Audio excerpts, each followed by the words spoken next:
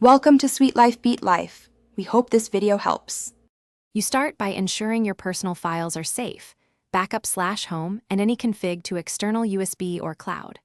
Once done, check if developer mode is active because some removal commands require it. Enabling developer mode wipes local data, so make sure backups exist. Then open the Chrome OS crash terminal with Ctrl+Alt+T, type shell and hit enter to get a full shell prompt. This places you where removal commands run. From here, you'll identify the Linux container and its service names before stopping them. Now stop the runtime and container cleanly so you don't corrupt data.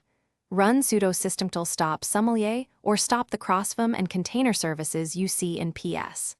Once stopped, identify the VM or container name and run vmc destroy name or use the built-in UI option to remove the Termina container. This permanently deletes the Linux environment.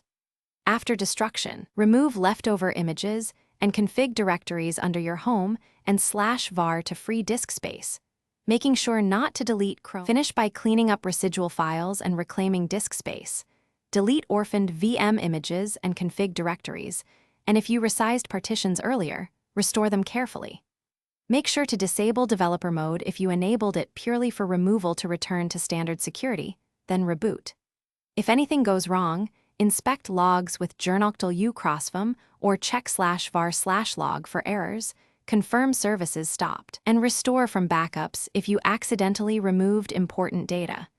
If problems persist, repeat the stop and destroy sequence before restoring. Thanks for watching. Consider subscribing if we helped you.